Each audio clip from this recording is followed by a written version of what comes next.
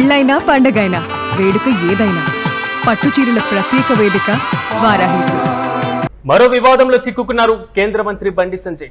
సంజయ్ కొడుకు బండి భగీరథ్ ఆచూకీ పైన ఇంకా ఉత్కంఠ వీడలేదు. భగీరథ్ను దేశం దాటించినట్లుగా ప్రచారం సాగుతుంది. పోలీసుల కళ్ళుగప్పి భగీరథ్ పరారు కావడం పైన సర్వత్రా చర్చ మొదలైంది. అయితే భగీరథ్ గురించి సమాచారం లేదన్నారు డీసీపీ రితిరాజ్. మైనర్ బాలిక వేధింపుల వ్యవహారంలో మే 8న భగీరథ్ పైన పేట్ బషీరాబాద్ లో పోక్సో కేసు నమోదైంది. అయితే కేసు నమోదైన 4 రోజులు దాటినా ఇంకా అరెస్టు కాలేదు భగీరథ్ కొడుకు. మరి ముఖ్యంగా చెప్పుకోవాలంటే నిందితులు ఇండియాలోనే ఉన్నాడా అనేటువంటి మిస్టరీ కూడా మారిపోయినటువంటి పరిస్థితి. సో భగీరథ్ను అరెస్టు చేయాలంటూ కూడా బీఆర్ఎస్ శ్రేణులు డిమాండ్ చేస్తున్నారు.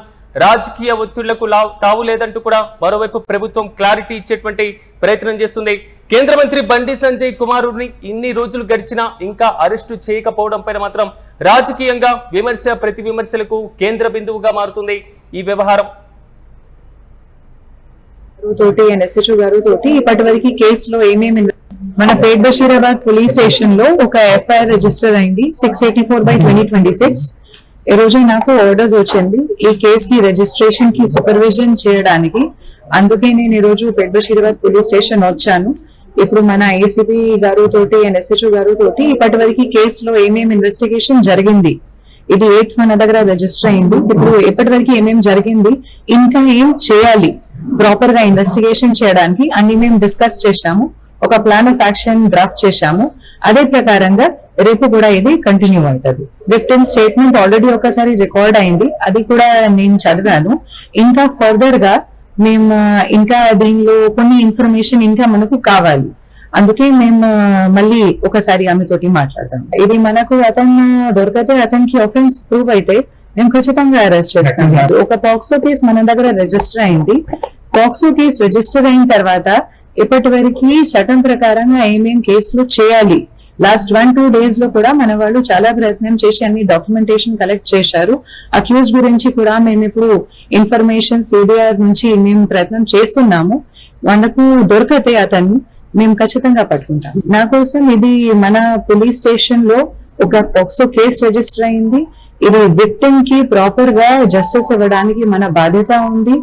కేస్ కంప్లైంట్ లో ఏమేమి ఉంది అది అన్ని వెరిఫై చేసి ప్రాపర్ గా ఇన్వెస్టిగేషన్ మేము చేస్తాము. ఇదే అంశంపై మరింత సమాచారం మా ప్రతినిధి సత్య అందిస్తారు. సత్య చెప్పండి, ఒకవైపు కేంద్ర మంత్రి బండి సంజయ్ కి సంబంధించినటువంటి కుమారుడు భగీరథ్ వ్యవహారం అరెస్టు చేయకపోవడం ఒక వింత అయితే, దేశం దాటి భగీరథ్ వెళ్లిపోయాడా అనేటువంటి వాదన బలంగా వినపడుతుంది. రీసెంట్ అప్డేట్స్ ఏంటి?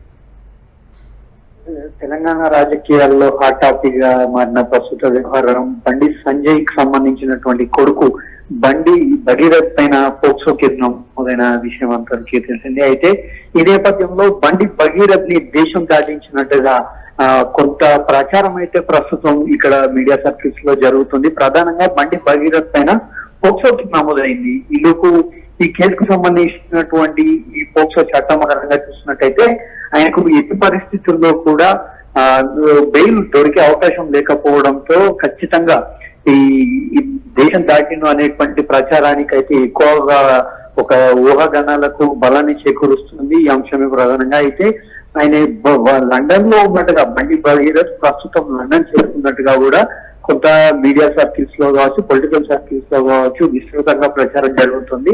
ప్రధానంగా బండి సంజయ్ కేంద్ర మంత్రి హోదాలో ఉంటూ కూడా ఒక అధికార దుర్వినియోగానికి పాల్పడుతూ తన కొడుకును కాపాడుకోవాలి, ఈ పోక్సో కేసు నుండి కాపాడుకోవాలనేటువంటి ఒక లక్ష్యంతోనైతే ఆయన అండదండలు ఇందులో ఉన్నట్టుగా కూడా ప్రధానంగా ఇటు ప్రధాన ప్రతిపక్షం బీఆర్ఎస్ తో పాటు కాంగ్రెస్ సంబంధించినటువంటి నేతలు కావచ్చు, బీజేపీలో ఉన్నటువంటి కొంతమంది నేతలు కావచ్చు, వీళ్ళందరి నుండి కూడా ప్రస్తుతం ఆరోపణలు అయితే వ్యక్తమవుతున్నాయి బండి సంజయ్ కేంద్రంగా.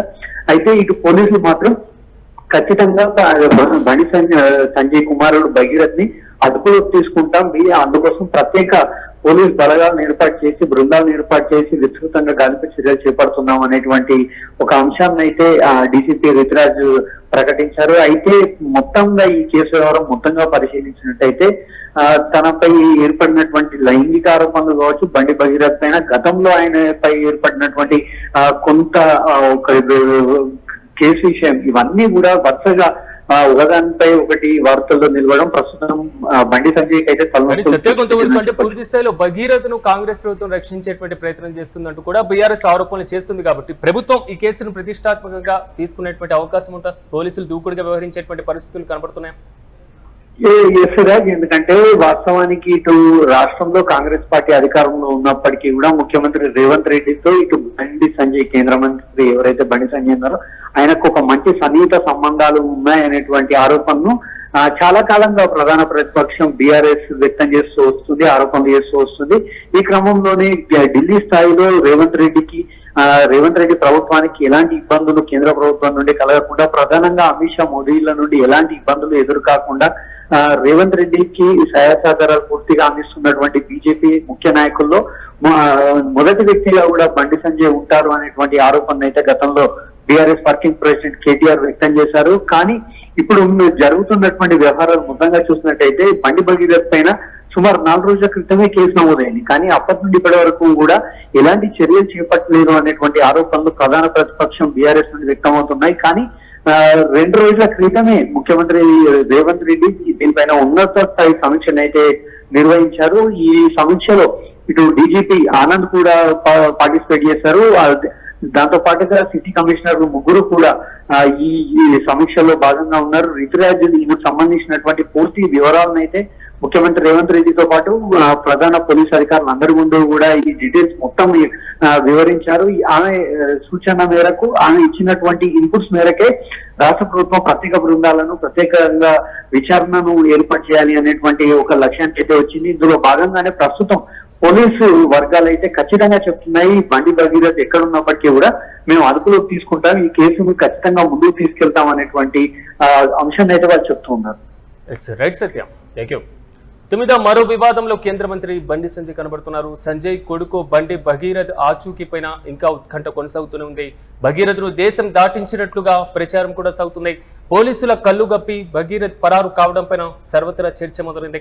భగీరథ్ గురించి సమాచారం లేదన్నారు డీసీపీ రితిరాజ్.